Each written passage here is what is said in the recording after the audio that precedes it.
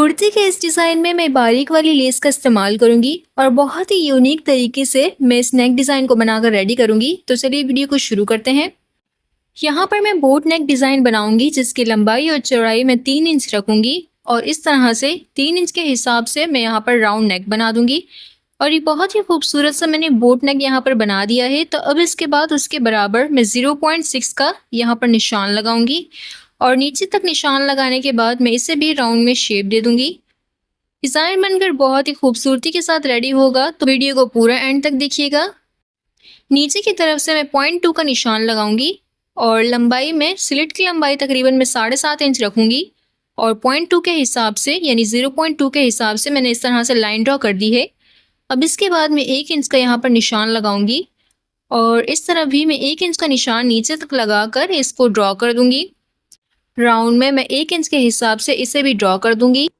इसके बाद मैं बाहर की तरफ मार्किंग लूंगी जो कि आधा इंच है यानी 0.5। 1 इंच में 1 कम के हिसाब से मैं बाहर की मार्किंग लूंगी और बाहर की तरफ इस तरह से मैं आधा इंच के हिसाब से मार्किंग लेकर इसे भी मैं ड्रॉ कर दूंगी। पैटर्न बनकर रेडी हो चुका है। तो यहाँ पर मैं आपको बता देती हूँ, यहाँ पर जो मैंने क्रॉस लगाए हैं ये हिस्से कट होंगे। तो अब इसकी मैं कटिंग करूँगी। तो सबसे पहले तो मैं बाहर की तरफ इसको कट करूँगी इस तरह से। ये देखिए मैंने बाहर की तरफ इसकी कटिंग की है। अब इसके बाद अंदर की तरफ से इसे मैं पूरा कट नहीं करूँगी, तो आधे इंच का यहाँ पर निशान लगाकर इस तरह से यहाँ तक मैं इसको कटिंग करूँगी और दोनों तरफ से मैंने यहाँ पर इसको कट कर दिया है। फिर अंदर की तरफ से राउंड नेक की तरफ से भी मैं इसको कट कर दूँगी। तो यहाँ पर भी मैं ऊपर तक निशान लगा लेती हूँ। तो कुछ इस तरह से इस तरफ भी मैं इसको कट कर दूँगी। ये देखिए, तो यहाँ पर तकरीबन हमारा पैटर्न बनकर रेडी हो चुका है। पैटर्न की कटिंग हो चुकी है। तो अब मैं इसे फैब्रिक के ऊपर अच्छे से आयरन कर दूँगी।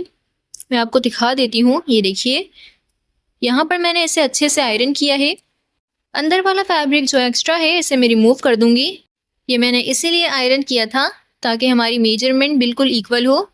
रिमूव करने के बाद मैं बाहर की तरफ से बुकरम के बराबर आधा इंच का फैब्रिक यहाँ पर छोड़कर इसको मैं कट कर दूँगी।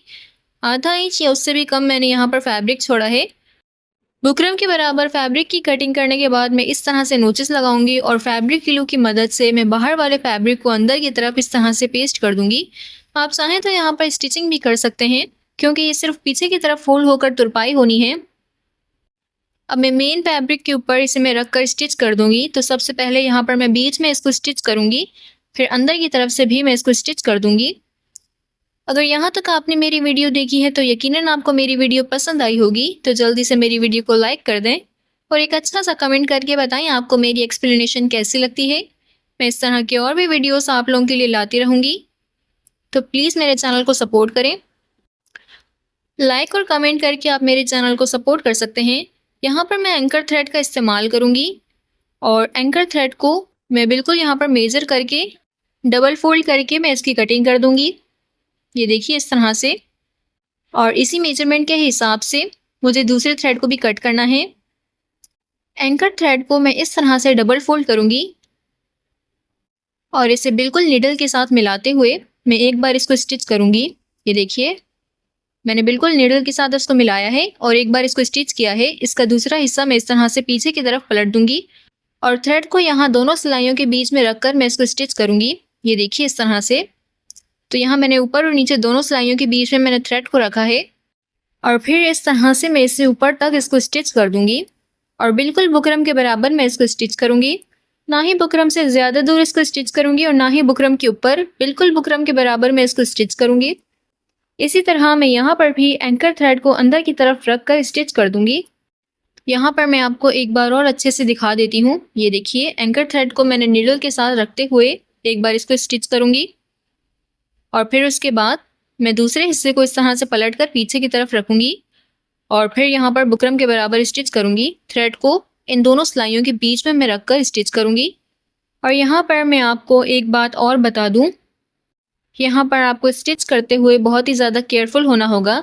अगर आपने थ्रेड के ऊपर स्टिच किया तो ऊपर वाला बुकरम बाहर की तरफ फोल्ड नहीं होगा और फिर डिज़ाइन आपको पूरा खोलना पड़ेगा। तो ऊपर दोनों तरफ आपको स्टिच करते हुए एहतियात करना है।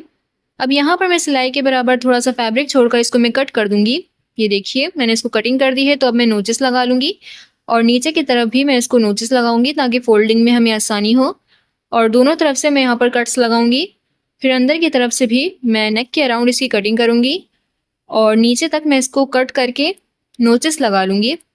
ये देखिए इस तरह से।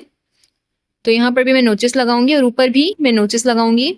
मैं आपको दिखा देती हूँ। ये देखिए दोनों सिलाइयों के बीच में मैंने एंकर थ्रेड को रखा है, ये आप देख सकते हैं। पर अगर आपको वीडियो में कोई पार्ट समझ में नहीं आता तो आप मुझसे कमेंट सेक्शन के अंदर भी पूछ सकते हैं। मेरी कोशिश होती है कि मैं इजी मेथड के साथ आपके साथ डिज़ाइन शेयर करूँ ताकि जो बिगनर्स हैं वो भी इस डिज़ाइन को आराम से बना सकें।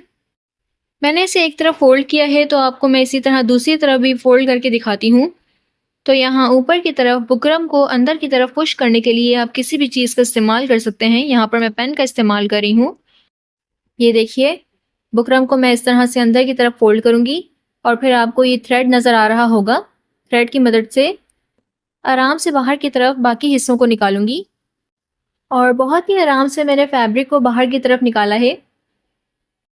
और नीचे वाले बुकरम को मैं इस तरह से पीछे की तरफ फोल्ड कर दूंगी। थ्रेड का काम यहाँ पर ख़त्म होता है तो मैं थ्रेड को बहुत ही आराम से इस तरह से बाहर की तरफ निकालूंगी। फिर इसके बाद मैं इसे अच्छे से आयरन कर दूंगी। ऊपर की तरफ हमने यहाँ पर बुकरम के ऊपर स्टिच किया था तो यहाँ पर मैं क्लीपर की मदद से स्टिच को खोल दूंगी। ये देखिए इस तरह से मैं क्लीपर का इस्तेमाल कर रही हूँ। आप चाहें तो सीम ओपनर का भी यहाँ पर इस्तेमाल कर सकते हैं। फिर मैं इसे अच्छे से आयरन कर दूंगी। तो ये देखिए मैंने इसे अच्छे से आयरन कर दिया है।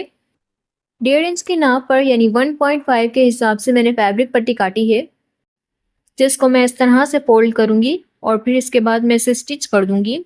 ये देखिए इस तरह से। और यहाँ पर मैंने इसकी स्टिचिंग कर ली है तो अब मैं इसकी कटिंग करूंगी।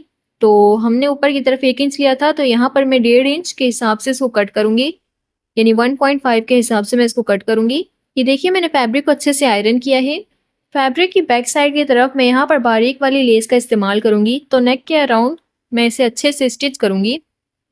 इससे पहले मैं फैब्रिक ग्लू की मदद से इस लेस को मैं पेस्ट करूंगी और एजेस के बराबर रखते हुए मैं इसे अच्छे से पेस्ट करूंगी यानी एजेस वाली साइड अंदर की तरफ होगी और डिज़ाइन वाली साइड बाहर की तरफ। आप चाहें तो फैंसी लेस भी यहाँ पर लगा सकते हैं। तो जिस तरह से मैंने एक तरफ लेस को पेस्ट किया है इसी तरह मैं दूसरी तरफ भी इसको आराम से पेस्ट करूंगी। डबल फोल्ड में यहाँ पर मैंने पट्टी ली है जो स्लिट वाली साइड की तरफ मैं लगाऊंगी तो इसे भी मैं नीचे की तरफ लगाकर अच्छे से पेस्ट करूंगी। अच्छे से दबाते हुए मैं इसे आयरन करूंगी। डिज़ाइनिंग के लिए जो हमने स्ट्रिप्स काटी थी उसे भी मैं ऊपर की तरफ इस तरह से फैब्रिक ग्लू की मदद से अच्छे से पेस्ट करूंगी। और इस बात का ख्याल रखिएगा कि स्ट्रिप्स के दरमियान का स्पेस बिल्कुल एक जैसा हो दोनों तरफ।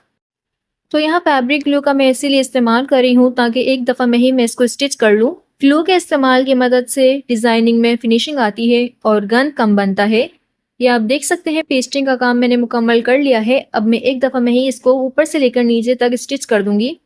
अगर आप मेरी वीडियो पहली बार देख रहे हैं तो मेरे चैनल को विजिट करना नहीं भूलिएगा। मैंने अपने चैनल पर हर तरह के नेक डिज़ाइन, ट्राउज़र डिज़ाइन और स्लीव डिज़ाइन को अपलोड किया हुआ है। प्लेलिस्ट के अंदर भी मैंने इन तीनों डिज़ाइंस के सेक्शंस बनाए हुए हैं। आप चाहें तो प्लेलिस्ट के अंदर जाकर भी इनके सेक्शंस को चेकआउट कर सकते हैं। लॉन्ग वीडियोस के साथ मैं शॉर्ट्स भी अपलोड करती रहती हूँ और शॉर्ट्स में मैं हर तरह के डिज़ाइन और स्विंग से related tips and tricks share करती रहती हूँ। तो आप मेरे शॉर्ट्स को भी चेकआउट करना नहीं भूलिएगा। ये आप देख सकते हैं मैंने एक बार में ही स्टिचिंग कर ली है जिससे फाइनली हमारा डिज़ाइन बनकर रेडी होता है। ये आप देख सकते हैं मेरी फिनिशिंग। ये डिज़ाइन आपको कैसा लगा मुझे कमेंट सेक्शन में ज़रूर बताएं। लाइक एंड सब्सक्राइब नहीं किया है तो अभी कर दें। Thank you for watching.